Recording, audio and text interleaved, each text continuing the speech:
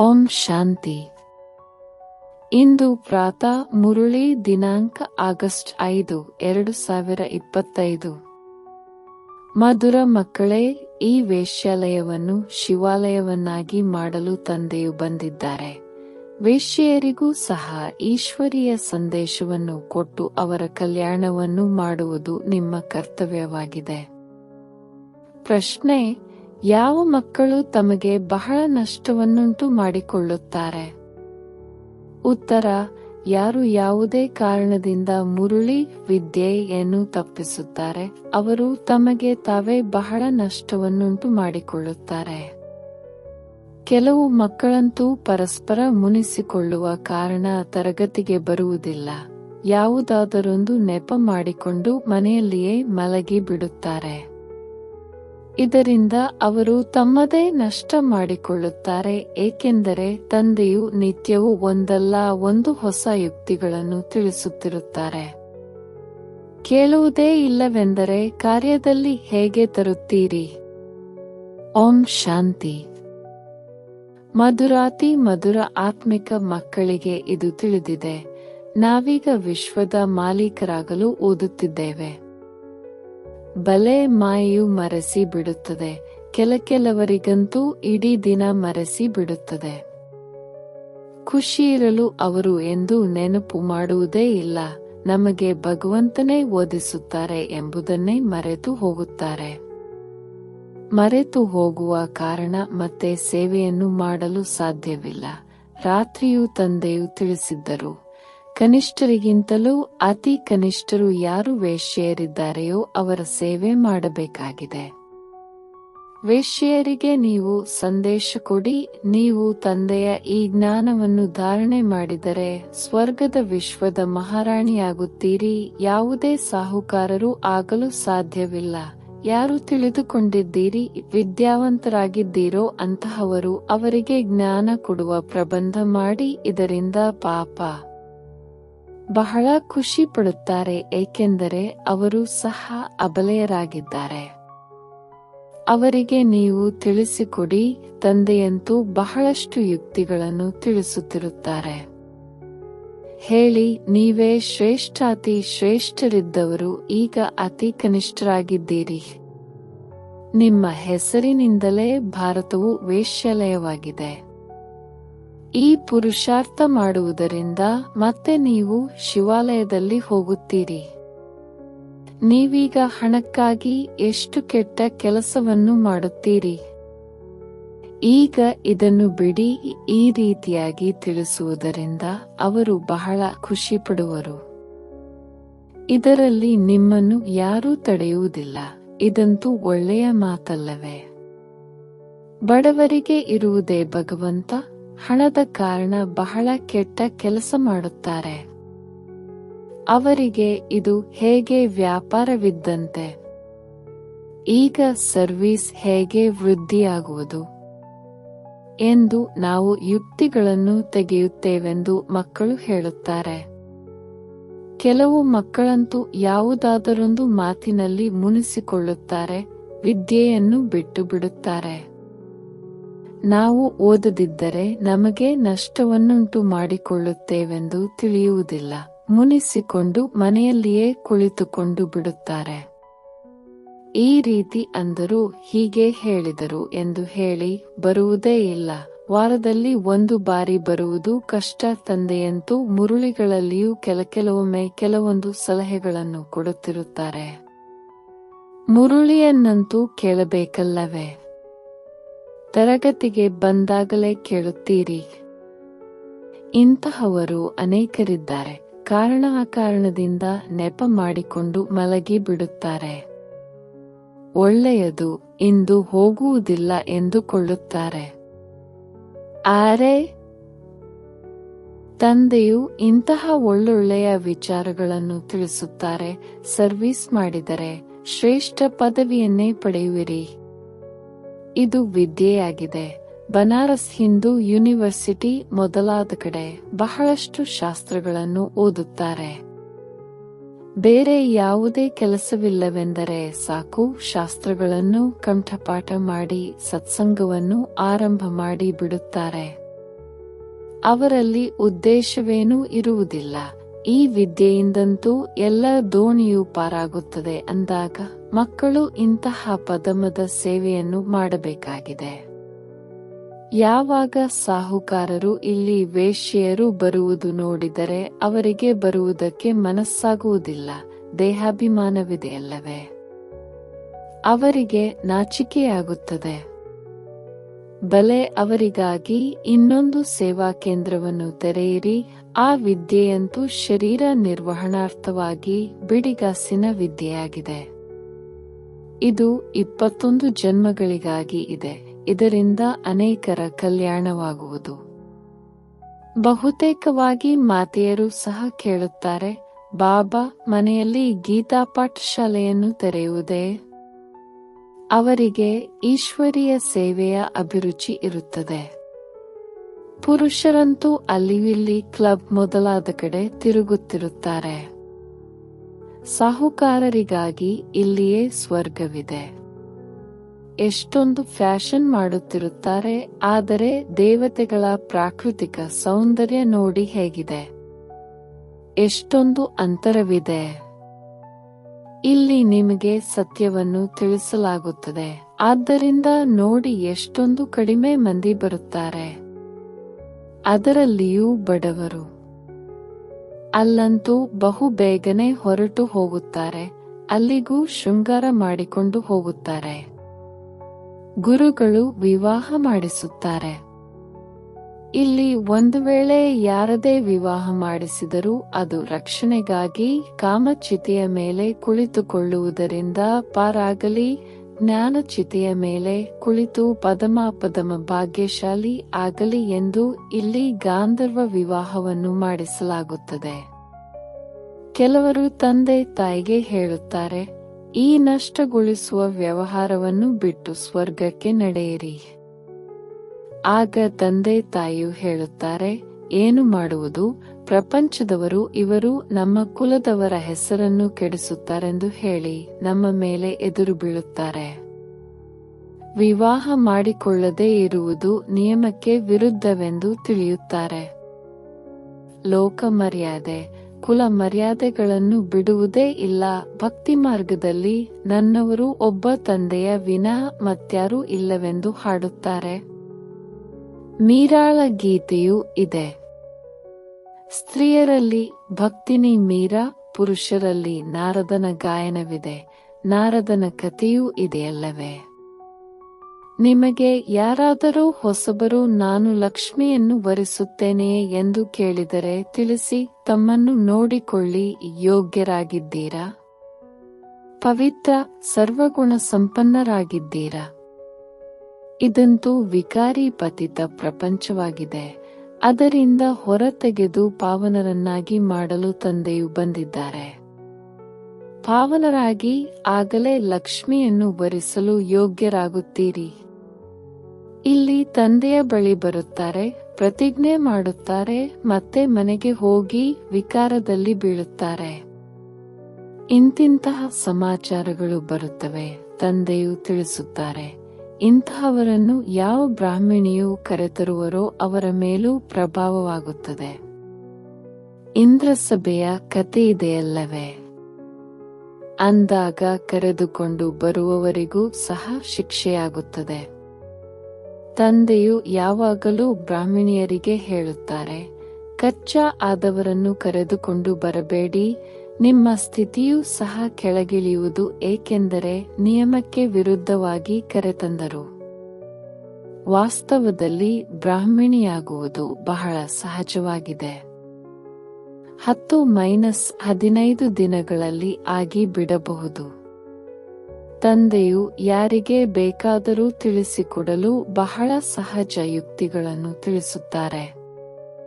ನೀವು ಭಾರತವಾಸಿ ಆದಿ ಸನಾತನ ದೇವಿಯು ದೇವತಾ ಧರ್ಮದವರಾಗಿದ್ದಿರಿ, ಸ್ವರ್ಗವಾಸಿಗಳಾಗಿದ್ದಿರಿ, ಈಗ ನರಕವಾಸಿಯಾಗಿದ್ದೀರಿ.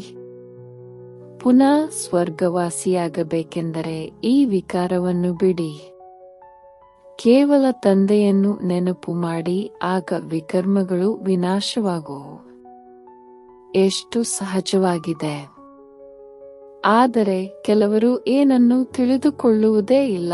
ತಾನೇ ತಿಳಿದುಕೊಂಡಿಲ್ಲವೆಂದರೆ ಅನ್ಯರಿಗೇನು ತಿಳಿಸುತ್ತಾರೆ? ವಾನಪ್ರಸ್ಥ ಸ್ಥಿತಿಯಲ್ಲಿಯೂ ಮೋಹದ ಸೆಳೆತವಿರುತ್ತದೆ. ಈಗಂತೂ ಬಹಳ ಮಂದಿ ವಾನಪ್ರಸ್ಥ ಸ್ಥಿತಿಯಲ್ಲಿ ಹೋಗುವುದೇ ಇಲ್ಲ, ತಮೋಪ್ರಧಾನರಲ್ಲವೇ ಇಲ್ಲಿಯೇ ಸಿಲುಕಿಕೊಂಡಿರುತ್ತಾರೆ. ಮೊದಲಿಗೆ ವಾನಪ್ರಸ್ಥಿಗಳ ದೊಡ್ಡ ದೊಡ್ಡ ಆಶ್ರಮಗಳಿತ್ತು, ಈಗ ಅಷ್ಟೊಂದಿಲ್ಲ. 80-90 ವರ್ಷದವರಾದರೂ ಸಹ ಮನೆಯನ್ನು ಬಿಡುವುದೇ ಇಲ್ಲ. ನಾವೀಗ ವಾಣಿಯಿಂದ ದೂರ ಹೋಗಬೇಕು, ಈಶ್ವರನನ್ನು ನೆನಪು ಮಾಡಬೇಕಾಗಿದೆ ಎಂಬುದನ್ನು ತಿಳಿದುಕೊಳ್ಳುವುದೇ ಇಲ್ಲ. ಭಗವಂತ ಯಾರು ಎಂಬುದೇನನ್ನು ತಿಳಿದುಕೊಂಡಿಲ್ಲ. ಸರ್ವವ್ಯಾಪಿ ಎಂದು ಹೇಳಿದರೆ ಯಾರನ್ನು ನೆನಪು ಮಾಡುವುದು? ನಾವು ಪೂಜಾರಿಗಳಾಗಿದ್ದೇವೆ ಎಂಬುದನ್ನು ತಿಳಿದುಕೊಳ್ಳುವುದಿಲ್ಲ. ತಂದೆಯು ನಿಮ್ಮನ್ನು ಪೂಜಾರಿಗಳಿಂದ ಪೂಜ್ಯರನ್ನಾಗಿ ಮಾಡುತ್ತಾರೆ 21 ಜನ್ಮಗಳಿಗಾಗಿ. ಅಂದ ಮೇಲೆ ಇದಕ್ಕಾಗಿ ಪುರುಷಾರ್ಥವನ್ನಂತೂ ಮಾಡಬೇಕಾಗುವುದು. ತಂದೆಯು ತಿಳಿಸುತ್ತಾರೆ, ಈ ಹಳೆಯ ಪ್ರಪಂಚವಂತೂ ಸಮಾಪ್ತಿಯಾಗಬೇಕಾಗಿದೆ. ಈಗ ನಾವು ಮನೆಗೆ ಹೋಗಬೇಕಾಗಿದೆ. ಇದೇ ಚಿಂತೆ ಇರಲಿ. ಅಲ್ಲಿ ಕುದೃಷ್ಟಿ ಇರುವುದೇ ಇಲ್ಲ. ತಂದೆಯು ಬಂದು ಪವಿತ್ರ ಪ್ರಪಂಚಕ್ಕಾಗಿ ತಯಾರಿ ಮಾಡಿಸುತ್ತಾರೆ. ಸೇವಾದಾರಿ ಮುದ್ದು ಮಕ್ಕಳನ್ನು ತಮ್ಮ ಕಣ್ಣುಗಳ ಮೇಲೆ ಕೂರಿಸಿಕೊಂಡು ಕರೆದುಕೊಂಡು ಹೋಗುತ್ತಾರೆ. ಅಂದಾಗ ಅಧಮರ ಉದ್ಧಾರವನ್ನು ಮಾಡುವುದಕ್ಕಾಗಿ ಸಾಹಸವೂ ಬೇಕು. ಆ ಸರ್ಕಾರದಲ್ಲಂತೂ ದೊಡ್ಡ ದೊಡ್ಡ ಗುಂಪಿರುತ್ತದೆ. ಓದುವ ಬರಹವಿರುವವರು ಟಿಪ್ ಟಾಪ್ ಆಗಿರುತ್ತಾರೆ. ಇಲ್ಲಾದರೆ ಕೆಲವರು ಬಡವರು ಸಾಹುಕಾರರಿದ್ದಾರೆ. ಅವರನ್ನು ತಂದೆಯು ಎಷ್ಟು ಮೇಲೆತ್ತುತ್ತಾರೆ. ಚಲನೆಯೂ ಸಹ ಬಹಳ ಘನತೆಯಿಂದ ಕೂಡಿರಲಿ. ಭಗವಂತನೇ ಓದಿಸುತ್ತಾರೆ. ಆ ವಿದ್ಯೆಯಲ್ಲಾದರೆ ಯಾರಾದರೂ ದೊಡ್ಡ ಪರೀಕ್ಷೆಯನ್ನು ತೇರ್ಗಡೆ ಮಾಡಿದರೆ ಎಷ್ಟೊಂದು ಟಿಪ್ ಟಾಪ್ ಆಗಿರುತ್ತಾರೆ. ಇಲ್ಲಂತೂ ತಂದೆಯು ಬಡವರ ಬಂಧುವಾಗಿದ್ದಾರೆ. ಬಡವರೇ ಏನಾದರೊಂದನ್ನು ಕಳುಹಿಸುತ್ತಾರೆ. 1-2 ರೂಪಾಯಿಗಳನ್ನು ಸಹ ಮನಿ ಆರ್ಡರ್ ಮಾಡುತ್ತಾರೆ. ತಂದೆಯು ತಿಳಿಸುತ್ತಾರೆ, ನೀವು ಎಷ್ಟು ಭಾಗ್ಯಶಾಲಿಗಳಾಗಿದ್ದೀರಿ. ಪ್ರತಿಯಾಗಿ ನಿಮಗೆ ಬಹಳಷ್ಟು ಸಿಗುತ್ತದೆ. ಇದೇನು ಹೊಸ ಮಾತಲ್ಲ. ಸಾಕ್ಷಿಯಾಗಿ ನಾಟಕವನ್ನು ನೋಡುತ್ತೀರಿ. ತಂದೆಯು ತಿಳಿಸುತ್ತಾರೆ, ಮಕ್ಕಳೇ, ಈಗ ಚೆನ್ನಾಗಿ ಓದಿರಿ. ಇದು ಈಶ್ವರೀಯ ಯಜ್ಞವಾಗಿದೆ. ಇದರಿಂದ ಏನು ಬೇಕು ಅದನ್ನು ತೆಗೆದುಕೊಳ್ಳಿ. ಆದರೆ ಇಲ್ಲಿ ತೆಗೆದುಕೊಂಡರೆ ಅಲ್ಲಿ ಕಡಿಮೆಯಾಗಿ ಬಿಡುವುದು. ಸ್ವರ್ಗದಲ್ಲಂತೂ ಎಲ್ಲವೂ ಸಿಗುತ್ತದೆ. ತಂದೆಗೆ ಸರ್ವೀಸಿನಲ್ಲಿ ಬಹಳ ಸ್ಫೂರ್ತಿವಂತ ಮಕ್ಕಳು ಬೇಕು. ಹೇಗೆ ಮೋಹಿನಿ, ಸುದೇಶ್ ಇದ್ದಾರೆ, ಹಾಗೆಯೇ ಸರ್ವೀಸಿನ ಉಮ್ಮಂಗವಿರಬೇಕು. ನಿಮ್ಮ ಹೆಸರು ಬಹಳ ಪ್ರಖ್ಯಾತವಾಗುವುದು. ಮತ್ತೆ ನಿಮಗೆ ಬಹಳ ಗೌರವ ಕೊಡುತ್ತಾರೆ. ತಂದೆಯು ಎಲ್ಲಾ ಸಲಹೆಗಳನ್ನು ಕೊಡುತ್ತಿರುತ್ತಾರೆ. ತಂದೆಯು ತಿಳಿಸುತ್ತಾರೆ, ಇಲ್ಲಿ ಮಕ್ಕಳಿಗೆ ಸಮಯ ಸಿಕ್ಕಿದರೆ ಸಾಕು, ನೆನಪಿನಲ್ಲಿರಿ. ಹೇಗೆ ವಿದ್ಯಾರ್ಥಿಗಳಿಗೆ ಪರೀಕ್ಷೆಯ ದಿನವು ಸಮೀಪವಾದಂತೆ ಏಕಾಂತದಲ್ಲಿ ಹೋಗಿ ಓದುತ್ತಾರೆ. ವ್ಯಕ್ತಿಗತವಾಗಿ ಶಿಕ್ಷಕರನ್ನು ಇಟ್ಟುಕೊಳ್ಳುತ್ತಾರೆ. ನಮ್ಮ ಬಳಿ ಶಿಕ್ಷಕರಂತೂ ಅನೇಕರಿದ್ದಾರೆ, ಆದರೆ ಕೇವಲ ಓದುವ ಉಮ್ಮಂಗವಿರಬೇಕು. ತಂದೆಯು ಬಹಳ ಸಹಜವಾಗಿ ತಿಳಿಸುತ್ತಾರೆ, ಕೇವಲ ತಮ್ಮನ್ನು ಆತ್ಮನಿಶ್ಚಯ ಮಾಡಿಕೊಳ್ಳಿ. ಈ ಶರೀರವು ವಿನಾಶಿ, ನೀವಾತ್ಮಗಳು ಅವಿನಾಶಿಯಾಗಿದ್ದೀರಿ. ಈ ಜ್ಞಾನವು ಒಂದೇ ಬಾರಿ ಸಿಗುತ್ತದೆ. ಮತ್ತೆ ಸತ್ಯಯುಗದಿಂದ ಹಿಡಿದು ಕಲಿಯುಗದ ಅಂತ್ಯದವರೆಗೂ ಯಾರಿಗೂ ಸಿಗುವುದೇ ಇಲ್ಲ, ನಿಮಗೆ ಸಿಗುತ್ತದೆ.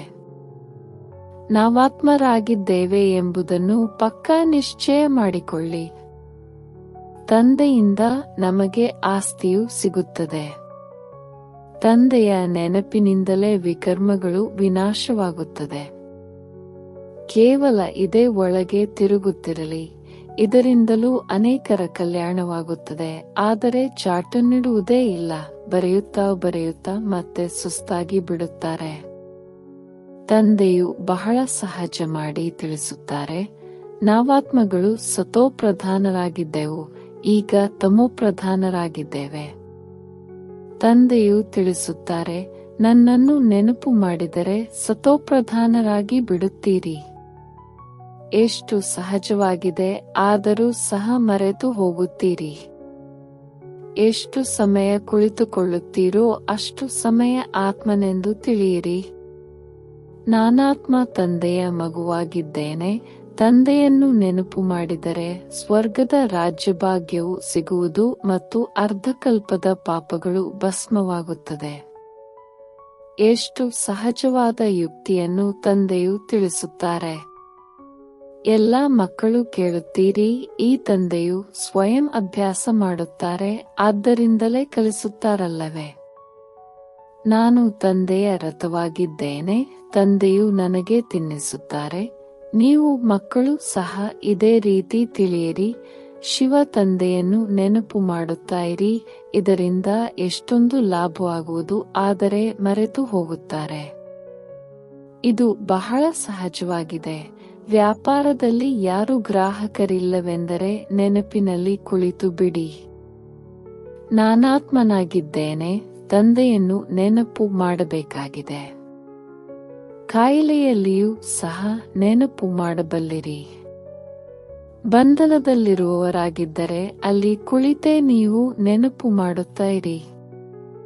ಇದರಿಂದ ನೀವು 10-20 ವರ್ಷದವರಿಗಿಂತಲೂ ಉತ್ತಮ ಪದವಿಯನ್ನು ಪಡೆದುಕೊಳ್ಳುತ್ತೀರಿ. ಒಳ್ಳೆಯದು. ಮಧುರಾತಿ ಮಧುರ ಅಗಲಿ ಹೋಗಿ ಮರಳಿ ಸಿಕ್ಕಿರುವ ಮಕ್ಕಳ ಪ್ರತಿ ಮಾತಾಪಿತಾ ಬಾಪ್ದಾದರವರ ನೆನಪು, ಪ್ರೀತಿ ಹಾಗೂ ಸುಪ್ರಭಾತ. ಆತ್ಮಿಕ ಮಕ್ಕಳಿಗೆ ಆತ್ಮಿಕ ತಂದೆಯ ನಮಸ್ತೆ. ಧಾರಣೆಗಾಗಿ ಮುಖ್ಯ ಸಾರ. ಸರ್ವೀಸಿನಲ್ಲಿ ಬಹಳ ಸ್ಫೂರ್ತಿವಂತರಾಗಬೇಕು. ಸಮಯ ಸಿಕ್ಕಿದಾಗಲೆಲ್ಲ ಏಕಾಂತದಲ್ಲಿ ಕುಳಿತು ತಂದೆಯನ್ನು ನೆನಪು ಮಾಡಬೇಕಾಗಿದೆ. ವಿದ್ಯಾಭ್ಯಾಸದ ಉಮ್ಮಂಗವನ್ನಿಡಬೇಕಾಗಿದೆ. ವಿದ್ಯೆಯೊಂದಿಗೆ ಎಂದು ಮುನಿಸಿಕೊಳ್ಳಬಾರದು. ತಮ್ಮ ಚಲನೆಯನ್ನು ಬಹಳ ಘನತೆಯಿಂದ ಇಟ್ಟುಕೊಳ್ಳಬೇಕಾಗಿದೆ. ನಾವೀಗ ಮನೆಗೆ ಹೋಗಬೇಕಾಗಿದೆ. ಹಳೆಯ ಪ್ರಪಂಚವು ಸಮಾಪ್ತಿಯಾಗಲಿದೆ. ಆದ್ದರಿಂದ ಮೋಹದ ದಾರಗಳನ್ನು ಕತ್ತರಿಸಬೇಕಾಗಿದೆ. ವಾಣಿಯಿಂದ ದೂರ ಹೋಗುವ ಸ್ಥಿತಿಯಲ್ಲಿರುವ ಅಭ್ಯಾಸ ಮಾಡಬೇಕಾಗಿದೆ. ಅಧಮರ ಉದ್ಧಾರವನ್ನು ಮಾಡುವ ಸೇವೆ ಮಾಡಬೇಕಾಗಿದೆ. ವರದಾನ: ಶ್ರೇಷ್ಠ ವೃತ್ತಿಯ ಮೂಲಕ ವೃತ್ತಿಗಳನ್ನು ಪರಿವರ್ತನೆ ಮಾಡುವಂತಹ ಸದಾ ಸಿದ್ಧಿ ಸ್ವರೂಪ ಭವ. ಸಿದ್ಧಿ ಸ್ವರೂಪರಾಗಲು ವೃತ್ತಿಯ ಮೂಲಕ ವೃತ್ತಿಗಳನ್ನು, ಸಂಕಲ್ಪದ ಮೂಲಕ ಸಂಕಲ್ಪಗಳನ್ನು ಪರಿವರ್ತನೆ ಮಾಡುವ ಕಾರ್ಯ ಮಾಡಿ. ಇದರ ಬಗ್ಗೆ ಸಂಶೋಧನೆ ಮಾಡಿ. ಯಾವಾಗ ಈ ಸೇವೆಯಲ್ಲಿ ಬಿಜಿಯಾಗಿ ಬಿಡುವಿರಿ, ಆಗ ಈ ಸೂಕ್ಷ್ಮ ಸೇವೆ ಸ್ವತಃ ಅನೇಕ ಬಲಹೀನತೆಗಳಿಂದ ಪಾರು ಮಾಡಿಬಿಡುತ್ತದೆ. ಈಗ ಇದರ ಯೋಜನೆ ತಯಾರಿಸಿ. ಆಗ ಜಿಜ್ಞಾಸುಗಳು ಸಹ ಹೆಚ್ಚುತ್ತಾರೆ, ಸಹಯೋಗ ಸಹ ಹೆಚ್ಚು ಸಿಗುತ್ತೆ, ಮನೆಗಳು ಸಹ ಸಿಗುತ್ತವೆ, ಎಲ್ಲ ಸಿದ್ಧಿಗಳು ಸಹಜವಾಗಿ ಬಿಡುವುದು. ಈ ವಿಧಿ ಸಿದ್ಧಿ ಸ್ವರೂಪರನ್ನಾಗಿ ಮಾಡಿ ಬಿಡುವುದು. ಸ್ಲೋಗನ್: ಸಮಯವನ್ನು ಸಫಲ ಮಾಡುತ್ತೀರಿ, ಆಗ ಸಮಯದ ಮೋಸದಿಂದ ಸುರಕ್ಷಿತರಾಗುವಿರಿ. ಅವ್ಯಕ್ತ ಸೂಚನೆ: ಸಹಜಯೋಗಿ ಆಗಬೇಕೆಂದರೆ ಪರಮಾತ್ಮನ ಪ್ರೀತಿಯ ಅನುಭವಿಯಾಗಿರಿ. ಮಕ್ಕಳೊಂದಿಗೆ ತಂದೆಗೆ ಇಷ್ಟು ಪ್ರೀತಿ ಇದೆ. ಪ್ರತಿದಿನದ ಪ್ರೀತಿಯ ಪ್ರತ್ಯುತ್ತರವನ್ನು ಕೊಡುವುದಕ್ಕೆ ಇಷ್ಟು ದೊಡ್ಡ ಪತ್ರವನ್ನು ಬರೆಯುತ್ತಾರೆ. ನೆನಪು ಪ್ರೀತಿಯನ್ನು ಕೊಡುತ್ತಾರೆ ಮತ್ತು ಜೊತೆಗಾರರಾಗಿ ಸದಾ ಜೊತೆಯನ್ನು ನಿಭಾಯಿಸುತ್ತಾರೆ. ಅಂದಾಗ ಈ ಪ್ರೀತಿಯಲ್ಲಿ ತಮ್ಮ ಎಲ್ಲಾ ಬಲಹೀನತೆಗಳನ್ನು ಸಮರ್ಪಣೆ ಮಾಡಿ ಬಿಡಿ. ಪರಮಾತ್ಮನ ಪ್ರೀತಿಯಲ್ಲಿ ಈ ರೀತಿ ಸಮಾವೇಶವಾಗಿ ಬಿಡಿ ಎಂದು ಹದ್ದಿನ ಪ್ರಭಾವ ತಮ್ಮ ಕಡೆ ಆಕರ್ಷಿತರನ್ನಾಗಿ ಮಾಡಲು ಸಾಧ್ಯವಿಲ್ಲ. ಸದಾ ಬೇಹದ್ದಿನ ಪ್ರಾಪ್ತಿಗಳಲ್ಲಿ ಮಗ್ನರಾಗಿರಿ, ಅದರಿಂದ ಆತ್ಮೀಯತೆಯ ಸುಗಂಧ ವಾತಾವರಣದಲ್ಲಿ ಹರಡಿಬಿಡಲಿ. ಓಂ ಶಾಂತಿ. ನಿಮಗೆ ಇಷ್ಟವಾದರೆ ದಯವಿಟ್ಟು ಚಾನೆಲ್ ಸಬ್ಸ್ಕ್ರೈಬ್ ಮಾಡಿ. ಓಂ ಶಾಂತಿ.